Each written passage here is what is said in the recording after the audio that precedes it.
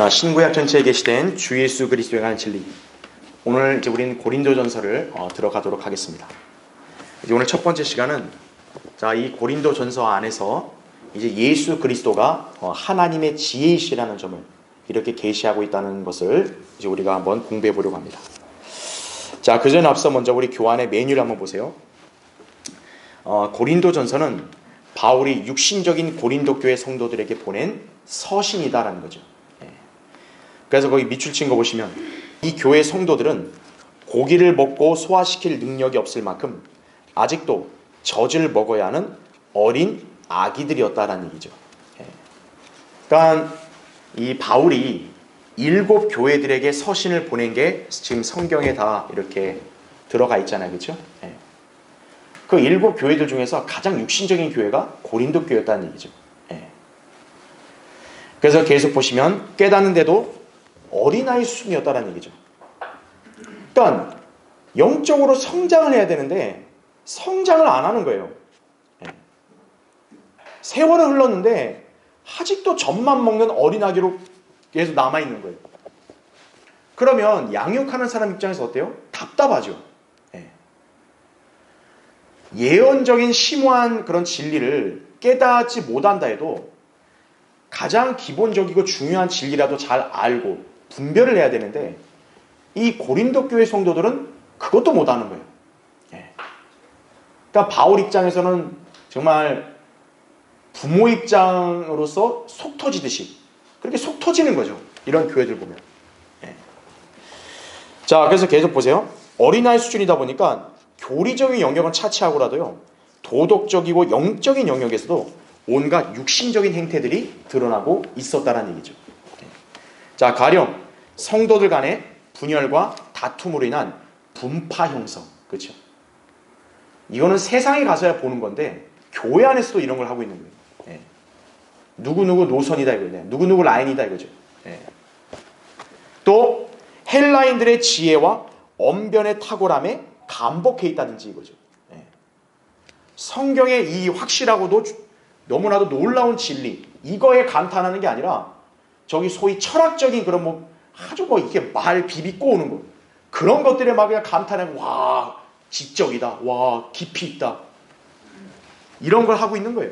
그러니까 성경의 진리는 오히려 유치하게 보이는 거고 세상에서 통용되는 고급 교육에서 이렇게 사람들이 써먹고 있는 지식 이런 것들을 더 이게 높이는 거죠. 그 다음에 은사들의 그릇된 자랑이다 이거죠. 은사들 자랑하는 거. 병 고친다 이거. 나 예언한다 이거죠. 더 웃긴 게 뭔지 아세요? 방언을 최고로 자랑하는 거예요. 그러니까 오늘날 저 순복음 은사주의자들의 그런 푼수 형태랑 비슷한 거예요. 방언의 개념도 모르고, 그죠? 그리고 주의 만찬에서도 너무나 무질서해요, 교회가. 심지어는 머리 깎는 문제도. 이거 어떻게 해야 되는지도 모르는 거예요. 그러니까 바울은 이런 세세한 모든 규정까지를 고린도전서에 다 기록을 해서 이들에게 알려주는 거예요. 그러니까 실제적인 그리스도인으로서의 생활 자세를 다루고 있는 책이다라는 얘기죠. 심지어는요, 이방인들 가운데도 없는 근친상간의 죄를 저지른 사람이 교회 안에 버젓이 있는 거예요. 근데 고린도 교회 성도들은 그걸 그냥 묵인하고 있는 거예요. 그냥. 자, 이런 정도였다 이거죠. 이러다 보니 밑줄 친 거 보세요. 바울은 이들을 준엄하게 책망하고 꾸짖고자 이 서신을 기록한 것이다라는 얘기죠. 바울이 얘기했잖아요. 성경을 하나님께 주신 목적이 뭐예요? 교리가 첫 번째고 그 다음에 뭐예요? 책망이라고 했죠. 이 고린도전서라는 책은 이 책망의 성격이 굉장히 강하다는 얘기죠. 자, 그 밑에 보면 결국 고린도전서는 다른 서신들과는 달리 그리스도인의 실생활과 관련하여 실제적인 특징을 지니고 있다라는 얘기죠. 뭔가 구약에서의 어떤 예언을 여기서 다시 또 인용해서 그걸 굉장히 그거를 난해한 진리를 여기서 기록했다든지 그건 없어요. 그러니까 고린도전서는 정말 그리스도인이 실제 현실 가운데서 어떻게 살아가야 되는지 모든 세세한 규정들을 교리로 가르치고 있다. 그렇게 이해하시면 돼요. 그러니까 여러분은 이 고린도전서를 대할 때는 사실 어떤 관점으로 보는 게 바람직하냐면 분명 고린도 교회 성도들은 육신적인 성도들이었기 때문에 우리로 하여금 경각심을 주는 거예요. 아, 우리도 그리스도인으로서 고린도 교회 성도들 같은 삶을 살면 안 된다 이거죠. 그런데 중요한 것은 우리가 그냥 고린도 교회 성도들을 나무라고 탓하기만 하면서 이 책에 기록되는 교리들을 우리가 경시하면 안 돼요. 이 고린도전서는 정말 우리 그리스도인들이 실제적으로 이렇게 부딪힐 수 있는 여러 가지 모든 문제들을 망라해서 다루는 책이다 보니까 여러분들이 이 고린도전서를 이렇게 자주 읽고 묵상하며 공부할 필요가 있습니다. 예. 왜냐하면 우리도 다 지금 이 땅에서 실생활을 하잖아요. 예. 이때 우리가 하나님 앞에서 어떻게 해야 이게 교리적으로 올바르게 하는 건지를 고린도전서에서 배울 수 있다는 사실이죠. 자, 그럼에도 불구하고 계속 보시면 이 서신에서 바울은 예수 그리스도와 연계된 중요한 진리들도 다소 언급한다는 얘기죠. 지금 우리 이 시간은 책을 다 공부하는 게 아니라 사실 예수 그리스도와 관련된 진리만 우리는 보는 거죠. 그렇죠? 예. 그러니까 우리는 여기에만 이제 초점을 맞추는 거예요. 예. 특히 제가 밑줄을 쳤습니다. 고린도전서 15장은 그리스도의 부활과 관련하여 성도들의 부활 및 휴거에 관한 심오한 진리를 역설하고 있다는 사실이죠. 예. 자, 분명히 육신적인 성도들을 책망하는 성격이 강하지만 그럼에도 어때요? 바울은 그냥 때리는 걸로 끝내는 게 아니에요. 그들을 바로 잡으면서 동시에 그들로 하여금 우리 그리스도인이 얼마나 위대한 그런 복을 받은 사람들인지를 이제 바울이 여기서 강조하는 거예요. 그 일환으로 우리는 예수 그리스도와 같은 영광스러운 몸을 입게 될 거란 사실. 예수 그리스도가 부활하신 것은 곧 우리도 부활할 거라는 것을 알려주는 거란 진리. 이걸 강조한다는 얘기죠. 그러니까 고린도전서 15장 같은 경우는 우리가 사실은 교리적으로도 또 예언적으로도 굉장히 중요한 장이에요. 그럼 이제 우리가 추후에 이제 공부를 할 것이고요. 자, 어쨌든 우리는 예수 그리스도와 관련된 이런 내용을 중심으로 해서 여기서 우리가 어떤 진리를 발견할 수 있는지 한번 살펴보려고 합니다. 지금. 그래서 오늘 첫 번째 시간은 자, 고린도전서에서는 바울이 예수 그리스도가 하나님의 지혜이시라는 점을 이렇게 알려주고 있다는 거죠.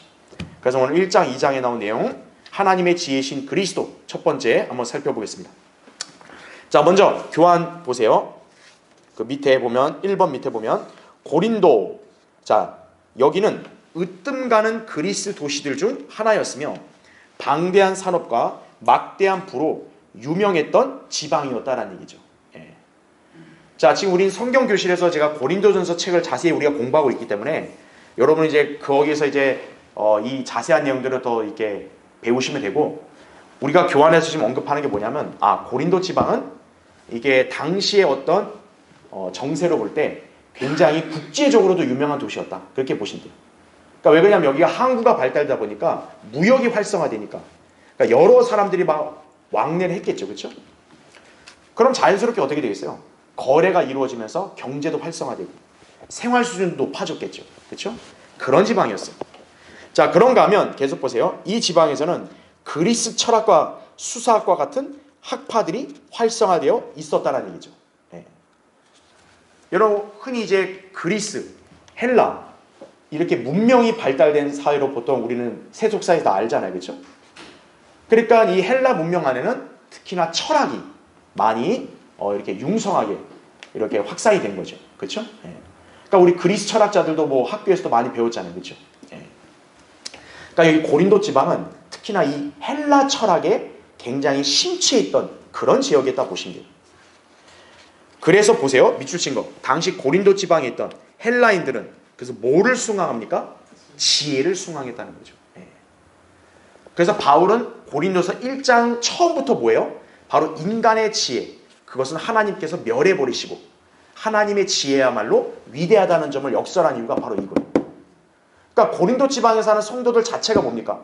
자기가 사는 지역 자체가 헬라인들, 이 철학적인 지혜를 굉장히 드높이는 곳이다 보니까 거기에 영향을 받을 수밖에 없는 거예요. 그러니까 마치 무슨 헬라 철학이 굉장히 깊이 있고 그리고 또 진리인 것처럼 그렇게 착각을 할 수 있다는 얘기죠. 바울은 그걸 바로 잡는 거예요. 네. 그래서 거기 밑줄 친 거 보시면 밑에 보세요. 바울은 인간의 지혜는 하나님의 모에도 미치지 못함을 역설했다고요? 어리석음에도 미치지 못한다 이거죠. 그러니까 세상은 어때요? 인간의 지혜를 굉장히 격찬하는데 하나님의 관점에서 뭐예요? 하나님의 어리석음보다도 못한 거다 이거예요. 인간의 지혜는. 네.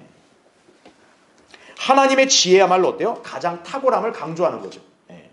하나님의 어리석음조차도 인간의 지혜보다 훨씬 높으니 하물며 하나님의 지혜라면 말할 것도 없는 거죠. 네. 그 하나님의 지혜가 바로 누구라고 바울은 강조한다? 예수 그리스도라는 거죠. 네. 그러니까 예수 그리스도를 믿고 영접한 성도는 어떤 거예요? 그 세상에 어떤 인간의 지혜를 가진 사람과도 비교할 수 없는 위대한 지혜를 소유한 사람이다 이거예요. 네. 자, 그러면 그 하나님의 지혜를 소유한 그리스도인은 그 지혜를 나타낼 수 있어야 되잖아요. 그렇죠? 바로 그 지혜를 어떻게 나타낸다? 복음 전파로 나타낸다는 얘기죠. 왜? 예수 그리스도를 영접했으면 일단 내 안에 계시지만 내 안에만 있으면 의미가 없잖아요. 지혜도 발휘가 돼야 될 거 아니에요. 그 지혜가 어떻게 발휘된다? 성도들이 예수 그리스도를 전파함으로써 발휘가 된다라는 얘기죠. 그게 바로 십자가를 전파하는 것임을 1장에서 말씀하는 거다. 그렇게 이해하시면 됩니다. 자, 그래서 이제 밑에 1번을 보십시오. 자, 그래서 고린도전서 1장 21절 24절에 나온 표현대로면 하나님의 지혜에 있어서는 그리스도는 하나님의 지혜니라. 바울이 이렇게 얘기하죠. 그렇죠? 자, 바울은 복음을 전파하는 일이 하나님의 지혜이신 예수 그리스도를 전파하며 자랑해야 하는 것으로 지금 설명하고 있다는 사실입니다. 자, 여러분 일단 고린도서 1장 펴졌으면 먼저 거기 31절 잠깐 보세요. 30절 31절. 그러나 너희는 그분께로부터 나서 자 그리스도 예수 안에 있고 이렇게 얘기하죠. 주께서는 하나님께로부터 나셔서 우리에게 잘 보세요. 뭐가 되셨다고 얘기해요? 지혜와 첫째를 지혜를 강조하죠. 그렇죠? 그 다음에 의와 거룩함과 구속이 되었으니 기록된 바와 같이 자랑하는 자는 누구를 자랑해야 돼요? 주를 자랑할지니라는 거죠. 네. 바로에 나온 내용들을 우리가 성경 구절을 보는 것으로 대체할게요. 자, 거기 1장 여러분 17절 보세요. 그리스도께서 침례를 주게 하려고 나를 보내신 것이 아니라 복음을 전하게 하려고 보내셨노라. 말의 지혜로 아니함은 그리스도의 십자가가 헛되지 않게 하려 함이라 얘기하죠. 그러니까 바울은 지금 1장에서는 지혜라는 단어를 굉장히 강조해요. 그렇죠? 왜냐하면 이 지방에 있는 사람들이 너무 지혜에 심취해버리니까 너희들이 이렇게 자랑하는 지혜? 그건 별거 아니라는 점을 이제 언급하려고 하는 거예요. 자, 18절 보세요. 십자가를 전파하는 것이 멸망하는 자들에게는 어리석은 것이지만 구원을 받은 우리에게는 하나님의 능력이라 이렇게 말씀하죠. 예.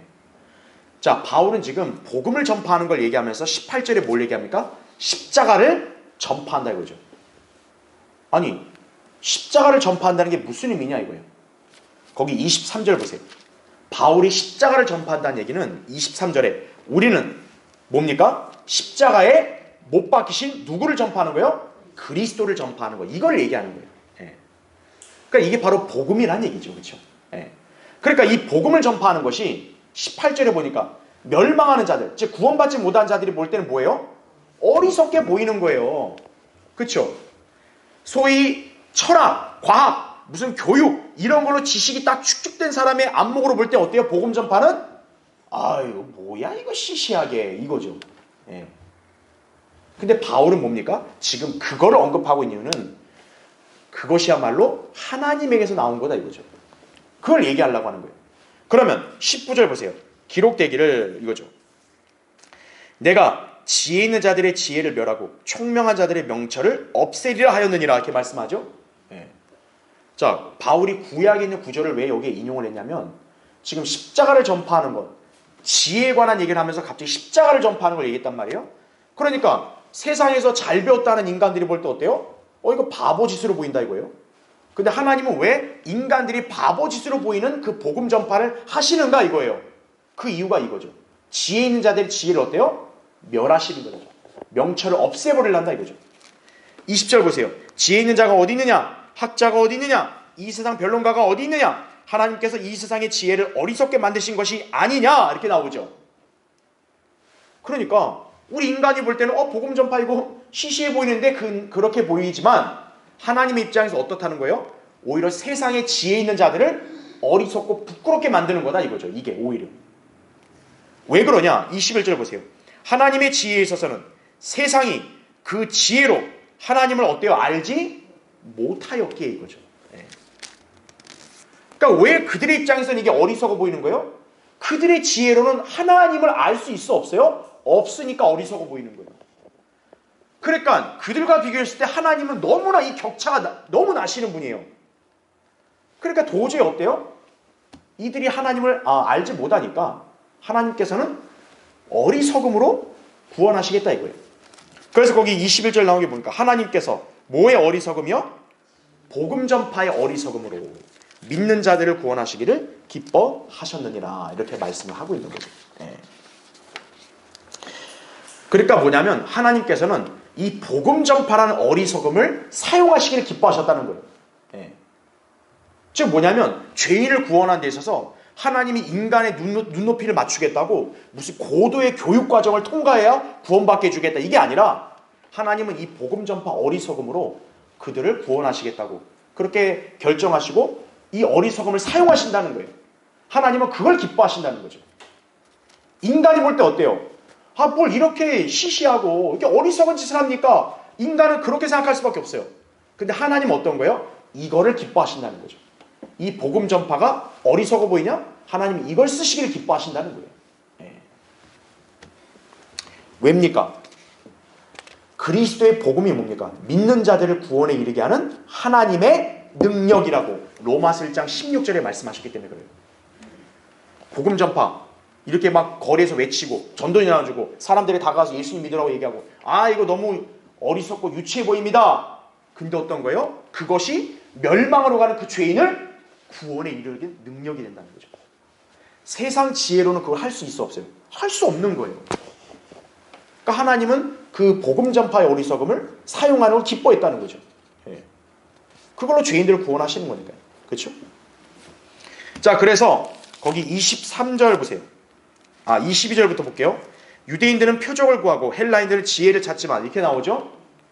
벌써 여기서 표적은 누구에게 해당되는지를 알려준 거예요. 표적은 교회가 아니라 유대인들이다. 유대인들. 그러면 헬라인들은 이방인들이죠. 이들은 뭘 찾아요? 지혜를 찾는 거죠. 야, 얼마나 많이 배웠어? 너 철학 좀 알아? 너 뭐 교육 좀 받았어? 이거죠. 그걸 찾는 거예요. 그런데 23절 우리는 십자가에 못 박히신 그리스도를 전파하노니 이것이 유대인들에게는 거치는 것이 되고 헬라인들에게는 뭐가 돼요? 어리석은 것이 된다 이거죠. 그렇죠? 그러니까 유대인들이 볼 때는 이게 화딱지 나고 발끈하는 거예요. 왜? 우리는 표적을 보고 하나님 믿고 율법을 지키는 걸로 의롭게 되는 줄 알고 있는데 이들은 그게 아니라니까. 우리가 잘못됐다는 거야? 그러니까 이제 거치는 게 되는 거예요. 헬라인들은 어떤 거예요? 반대로 뭐 저런 걸 하고 있어. 저런 걸 믿어? 이렇게 여긴다는 거죠. 그런데 24절 보세요. 부르심을 받은 사람들에게는 유대인들에게나 헬라인들에게나 그리스도는 하나님의 능력이요. 또 잘 보세요. 하나님의 뭐다? 지혜니라. 바로 이걸 말씀하고 있는 거라는 얘기죠. 그렇죠?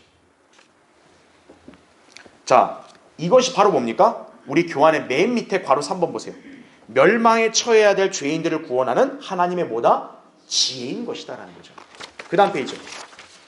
하나님께서는 바로 이 복음 전파의 어리석음으로 믿는 자들을 구원하시기를 기뻐하신 것이다라는 거죠.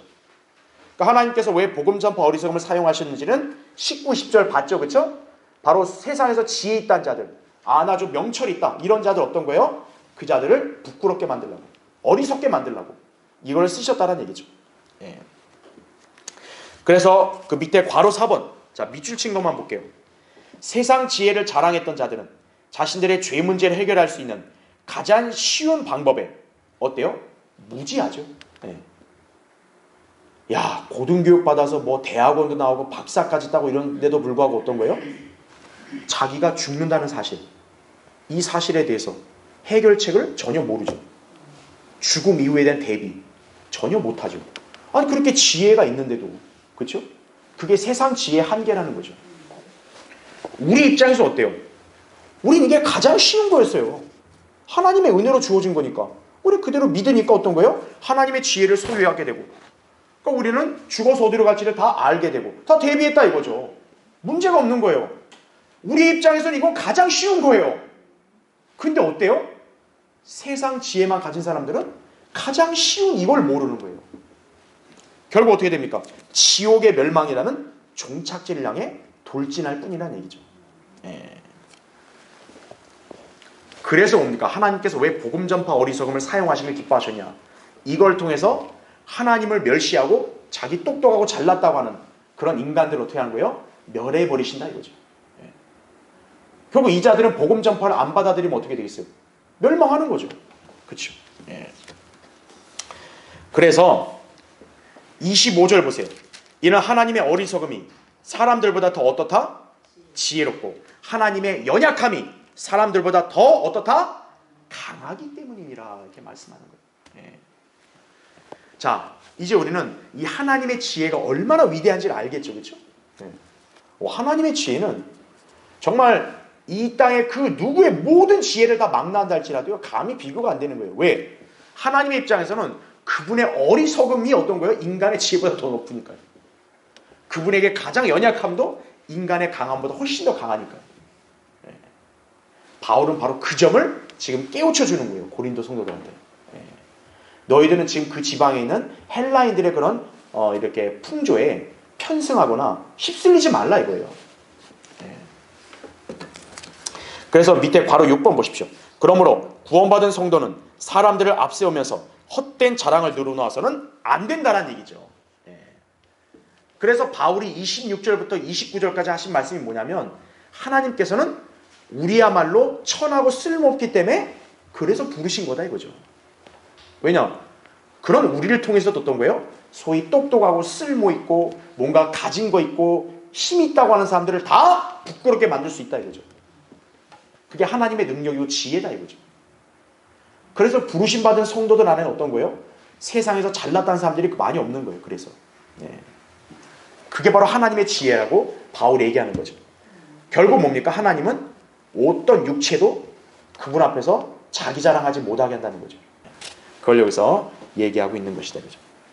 자 1장에서는 이렇게 하나님의 지혜신 예수 그리스도 이제 그분이 얼마나 위대하신지를 설명했고, 자 이번에는 2장의 내용을 볼게요.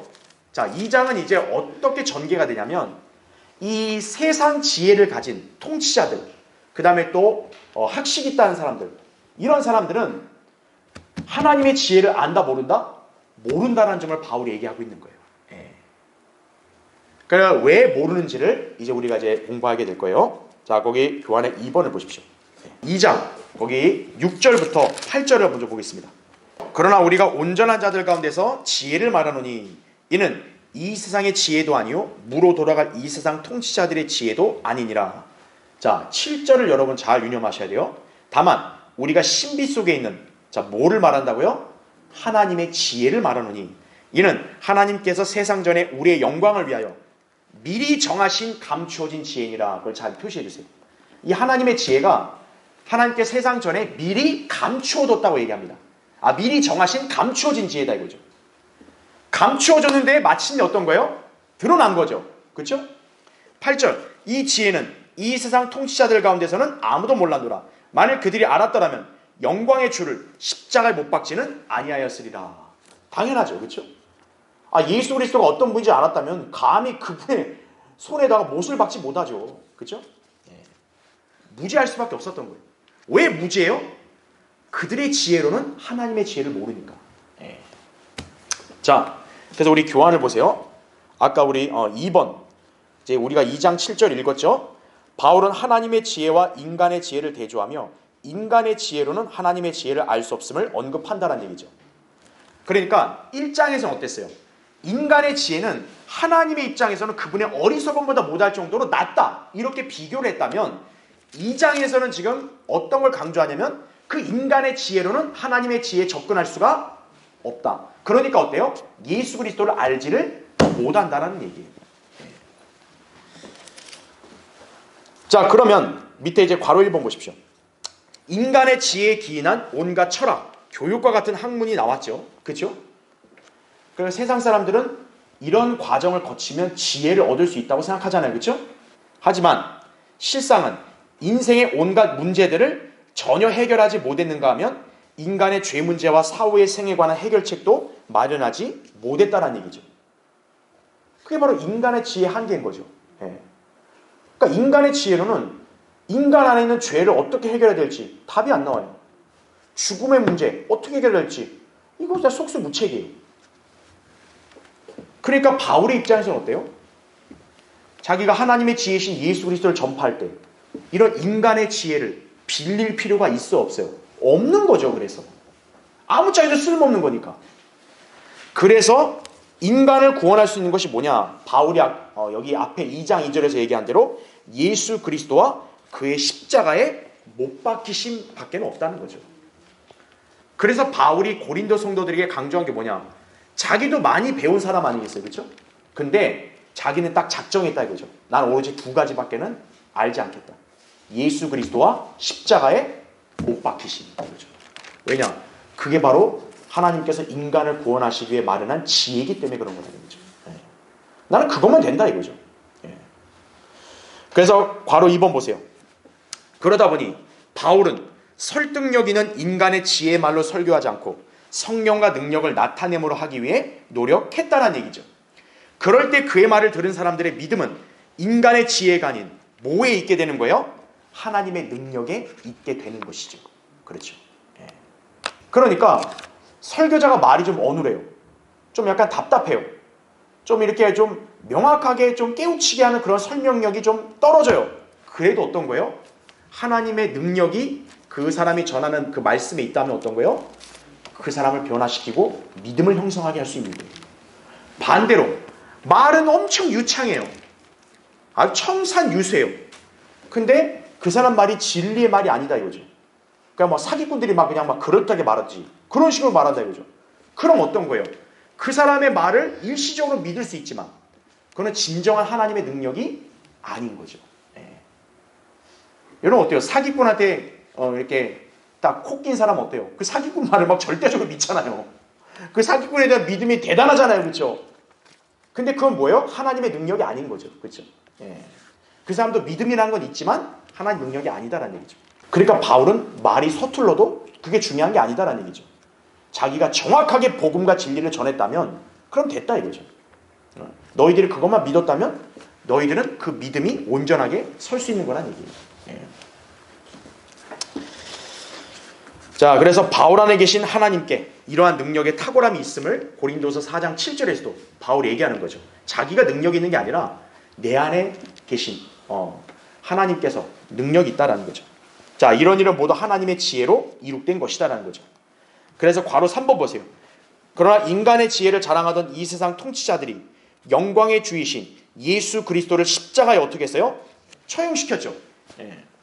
이것은 그들의 지혜로는 하나님께서 세상 전에 우리의 영광을 위하여 미리 정하신 감추어진 지혜를 알 수 없었기 때문이다라는 얘기죠. 그러니까 보세요. 하나님의 신비 가운데 있는 지혜가 뭐냐면 하나님께서 이 지혜를 처음부터 인간들에게 오픈을 한 게 아니라 미리 정해놨지만 이걸 감추어둔 거예요. 그러니까 인간들이 그걸 알아요 몰라요? 모르죠. 자, 그러면 괄호 4번 보세요. 여기서 미리 정하신 감추어진 지혜란 게 뭐냐 이거예요. 그 답은 디도서 1장 2절 3절 말씀에 나오는 거예요. 자, 여기서 우리 교환해 보세요. 영생의 소망 안에서 주어진 것으로 이 영생의 소망은 잘 보세요. 거짓말하실 수 없는 하나님께서 언제요? 세상이 시작되기 이전에 약속하셨다가 나옵니다. 그 다음에 때가 되어 그의 말씀을 뭐를 통해 나타내셨다? 복음 전파를 통해 나타내셨는데 이 일은 우리 구주 하나님의 명령에 따라 내게 맡겨진 것이라 이거죠. 이게 바로 미리 정하신 감춰진 지혜.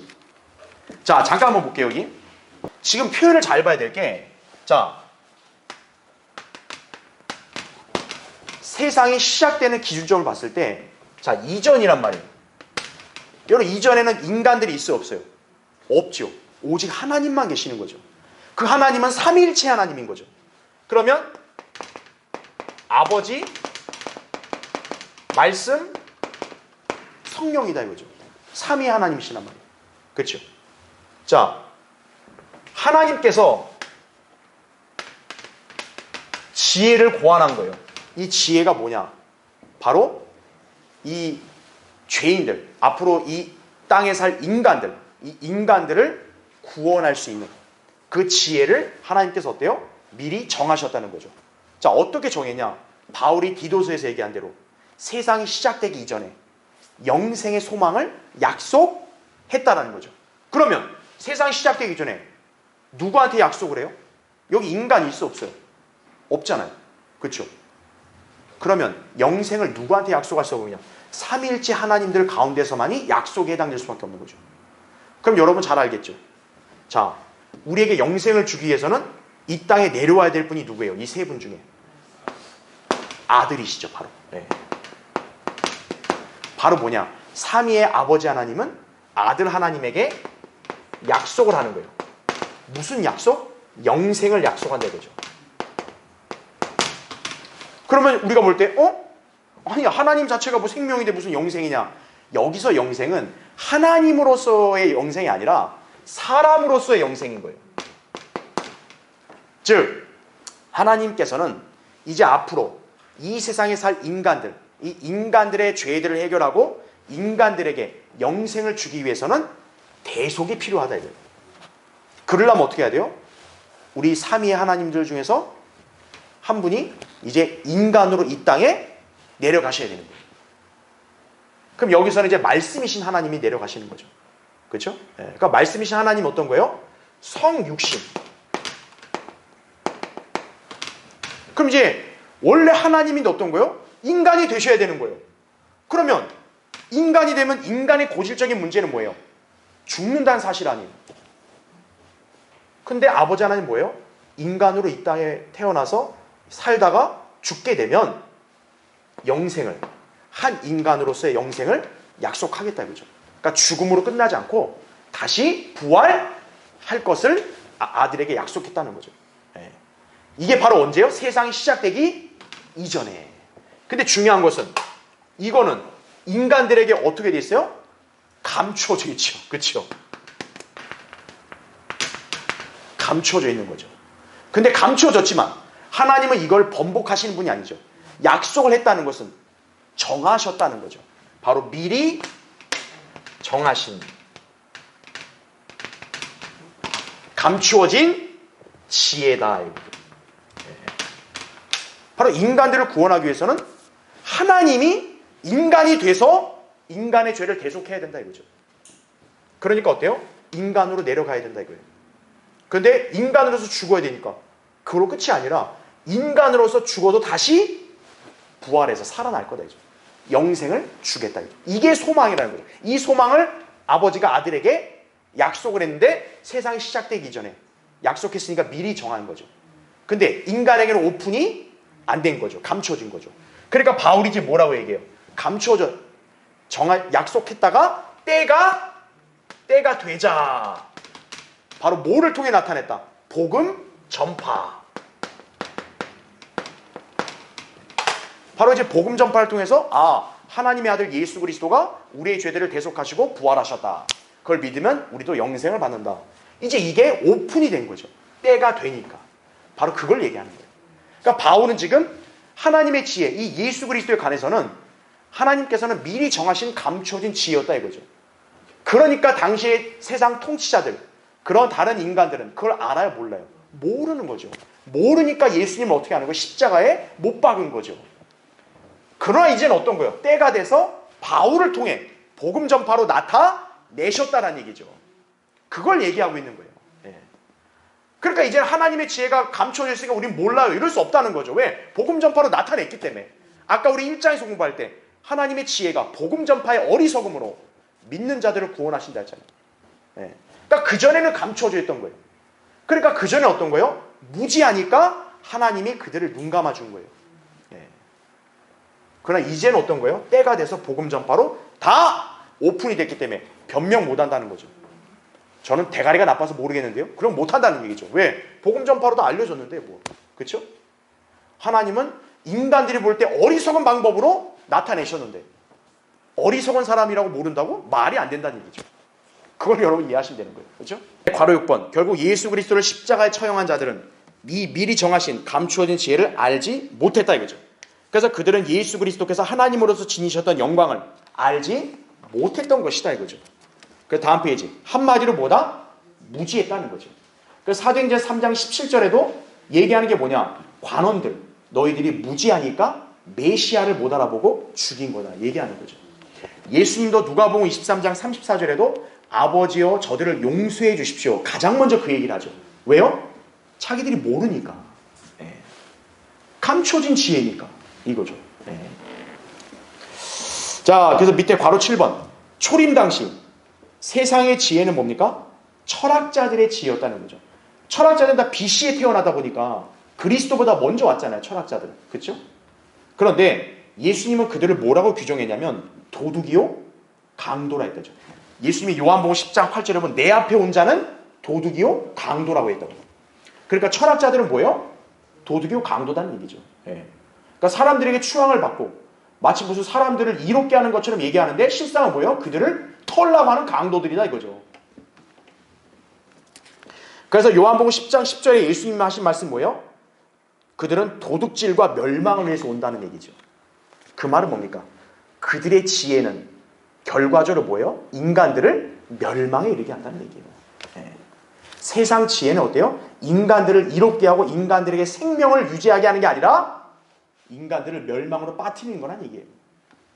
반면에 하나님의 지혜신 예수 그리스도는 어때요? 예수님은 이 땅에 왜 왔다 그랬어요? 생명을 주러 왔다 그랬잖아요. 하나님의 지혜는 생명을 주는 거예요. 세상의 지혜는 인간을 파멸시키는 거예요. 그런데 이 땅에 무지한 인간들은 어때요? 그런 지혜를 찾고 얻겠다고 막 온갖 공부를 하러 다니죠. 그렇죠?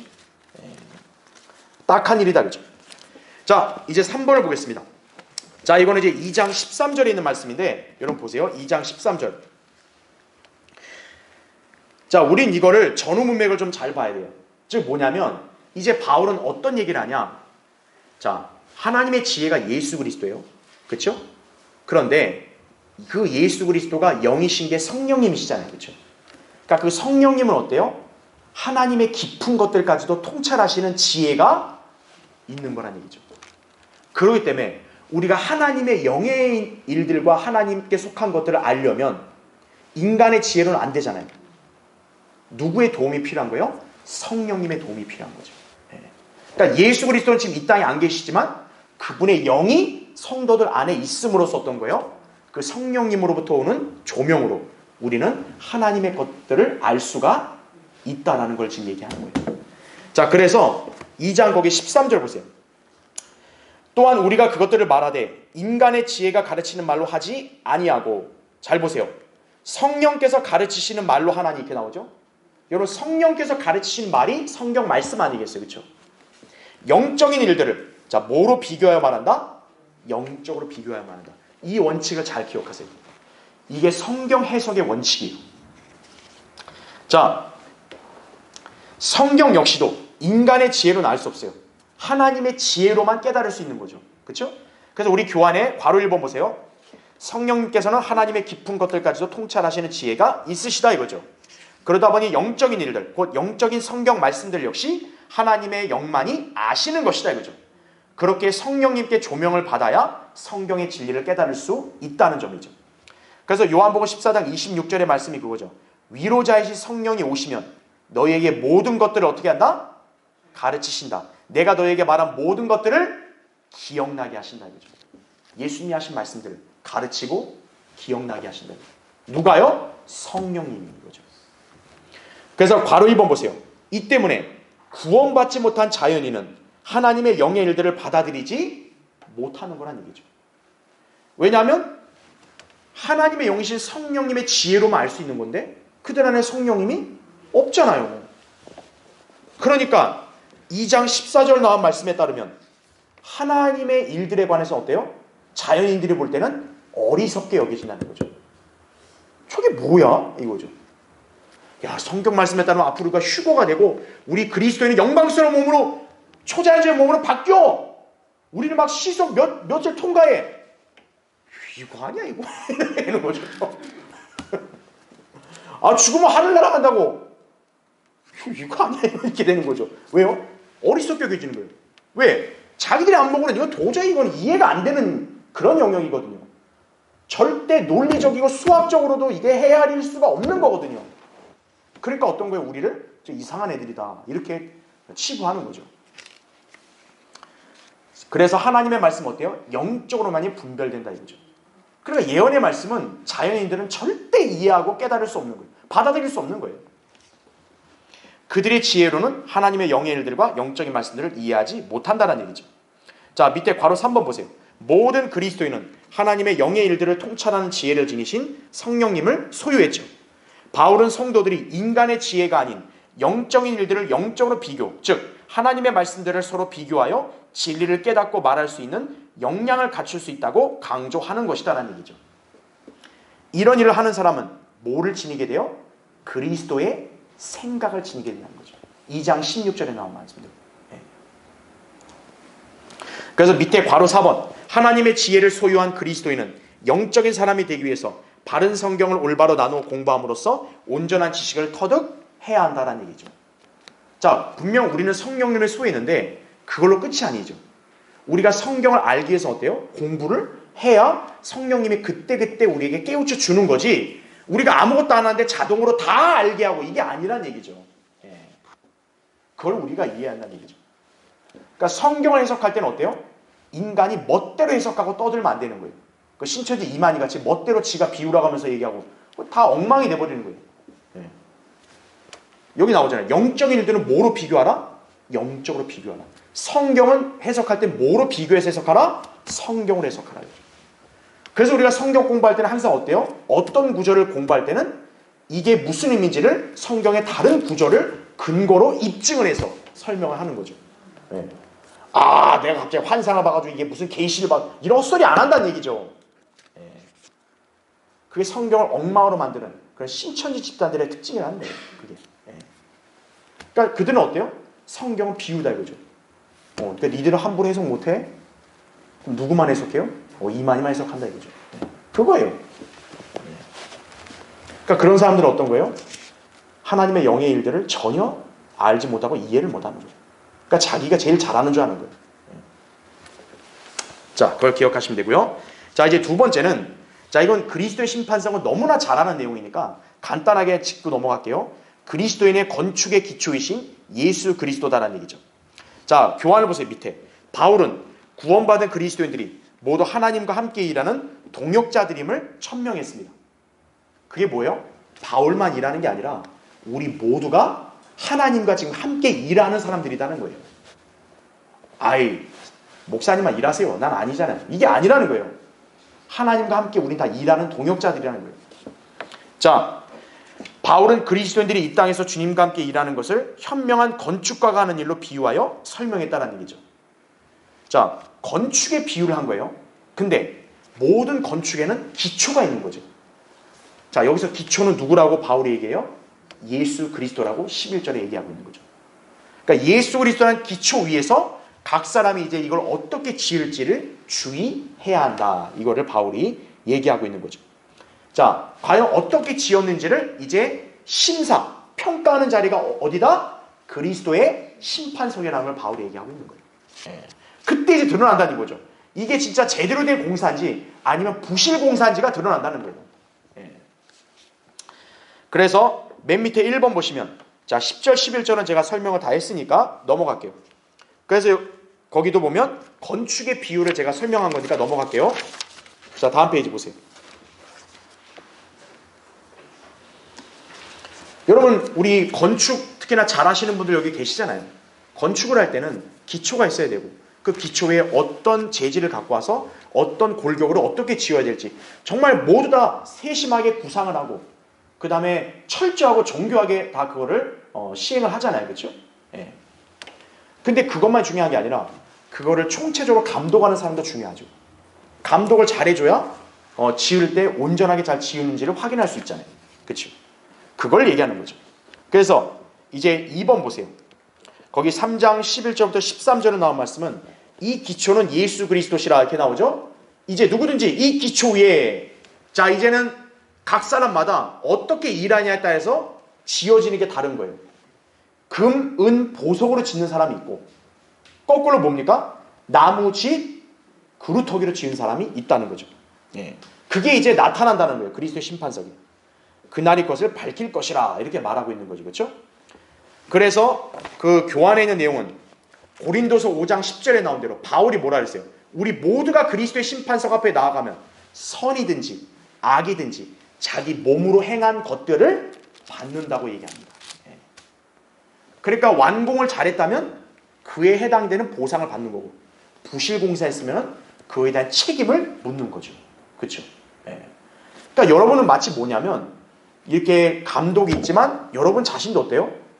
마치 건축가, 감독처럼 여러분 자신이 어떻게 일을 해서 어떻게 공사를 완료했는지를 이제 심사를 받아야 된다는 얘기예요. 부실공사했으면 여러분 하나님 앞에서 이제 문책 당하는 거예요. 그래서 그 괄호 2번, 우리가 너무나 잘 아는 내용이니까 그냥 간단하게 설명드릴게요. 금은 보석은 상급이죠. 쉽게 말하면, 그렇죠? 금은 신성을 상징하죠. 즉 하나님, 예수 그리스도를 하나님으로서 경배하는 삶을 살면 금을 쌓는 거예요. 그러니까 여러분의 인생 곳곳에서 모든 것을 다 제껴놓고 예수 그리스도를 최우선으로 두높이고 하나님으로서 경배하고 찬양하고 섬기고 이렇게 예배드리면 하늘에 금을 쌓는 거라는 얘기죠. 그게 아니라 쓸데없는 그런 가짜 교회 가서 예배라고 치고 하면 뭐예요? 아무 쓸모없는 거예요. 그건 금이 아니에요. 자, 성경에서 은은 구속을 상징하죠. 지금 신약 시대의 구속은 오직 뭐로만 이루어집니까? 그리스도의 보혈로만 이루어지죠. 그러니까 은은 뭡니까? 그리스도의 보혈을 죄인들에게 전파할 때마다 은을 쌓는다는 얘기죠. 쉽게 말하면 여러분이 이제 사람들한테 예수 그리스도 복음을 전해서 예수 그리스도의 피로 구속받아야 된다, 구원받아야 된다 이렇게 말하면 은을 쌓는 것이에요. 그 다음에 보석은 뭡니까? 보석은 사람을 가리킵니다. 그러니까 이 사람은 뭡니까? 하나님께 속한 사람을 가리키는 거예요. 그럼 세상의 죄인들이 하나님께 속하려면 어때야 돼요? 그들이 구원받아야겠죠. 그러니까 우리가 복음을 전했을 때 그 혼이 구원받았다 이거예요.